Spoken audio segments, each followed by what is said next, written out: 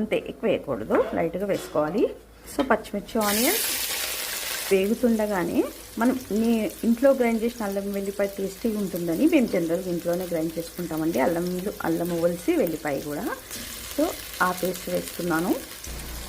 చూడండి ఎంత బాగా వేగుతుందో. పసుపు వేసుకోవాలి. ఓకే అండి, ఒక 50 to 60% దాకా వేగింది. ఇప్పుడు మనం గ్రైండ్ చేసి పెట్టుకున్నాం కదా, ఇది మసాలా, గసగసాలు, కొబ్బరి అండ్ కొంచెం ఆనియన్ పీసెస్, అది మనం వేసేసుకోవాలి ఇందులో.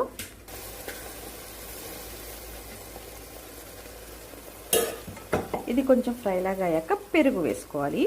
అయితే మళ్ళీ ఒక చిన్న టిప్ అనమాట. ఈ పెరుగు అనేది నేను ఇందాక జార్లో ఉన్న సగం వేసాను కదా మసాలా అందులో. ఇప్పుడు మనం ఇందులో మిగిలిన దాంట్లో పెరుగు ఇక్కడే వేసుకొని మళ్ళీ ఒక్క రౌండ్ గ్రైండ్ చేసుకుంటే చాలా బాగా మిక్స్ అవుతుంది అనమాట. అది టిప్. ఓకే, మనం ఇది అందాజా కూడా వేసేసుకోవచ్చు. సో పెరుగు గ్రైండ్ చేసా కదా, కొంచెం మసాలాలో వేసి చూడండి ఎంత బాగా అయిందో. ఇలా అవుతుంది, ఎందుకంటే యూనిఫామ్గా మిక్స్ అవుతుంది అనమాట. చూస్తుంటేనే తినాలనిపిస్తుంది కదండి. గ్రేవీ ఉడికింది. సో ఇందులో కొంచెం కారం వేసుకుంటున్నాను. ఇందాక వేసిన చాలా స్మాల్ క్వాంటిటీ కదండి. కొంచెం మెంతి కూర వేస్తున్నానండి. ఇదే ఇందులో టిప్ ఈరోజు.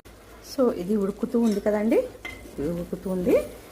ఈ లోపల మనము ఆలూ పీసెస్ చూద్దామా. పెట్టిన ఆలూ పీసెస్ ఈ విధంగా మనం పీసెస్ కట్ చేసేసుకోవాలి. మరీ పెద్దగా ఉండొద్దు, మరీ చిన్నగా కూడా ఉండకూడదు. సో ఈ మసాలా రెడీ కదండి. ఇందులో మనం ఆలూ పీసెస్ డంప్ చేసేద్దాం. మసాలా అంతా ఆలూకి పట్టే వరకు కొంచెం లిడ్ పెట్టుకుందాము. సో పట్టింది కదండి, ఆలూకి మంచి మసాలా ఎంత బాగా పట్టింది చూడండి. ఇప్పుడు మనము కొంచెం గ్రేవీ కావాలనుకున్నప్పుడు వాటర్ పోసుకోవాలి. నాకైతే గ్రేవీ కావాలి, అందుకే కొంచెం వాటర్ పోసుకుంటున్నాను. సో గ్రేవీ కోసం వాటర్ పోసా కదండి, అది ఇప్పుడు కొంచెం చిక్కగా ఎవరికి పెట్టుకోవాలి. ఇంతలో లాస్ట్ అండ్ ఫైనల్ మనము ధనియాలు జీలకర్ర వేయించి పెట్టుకున్నాం కదా, అది గ్రైండ్ చేద్దాము. సో ఈ జీలకర్ర ధనియాలు కొంచెం గ్రైండ్ చేసుకొని పొడి వేస్తే సరిపోతుంది. సో వేయించిన జీలకర్ర ధనియాల పొడి వేసేస్తున్నానండి. సో ఆలూ మసాలా కర్రీ చాలా రెడీ అయిపోయిందండి. Aloo masala curry without tomato, but పెరుగు యూజ్ చేసాము. టమాటో బదులు టమాటో కూడా వేసుకోవచ్చు. ఆ పెరుగు వల్ల కూడా చాలా బాగా టేస్ట్ వచ్చింది. పుల్లగా మంచిగా ఉంది. చూడండి ఈ ఆయిల్ అంతా ఇలా ఫామ్ అయిపోయింది కదా, పైకి వచ్చేసి తేలింది కదా. సో కర్రీ రెడీ అనమాట.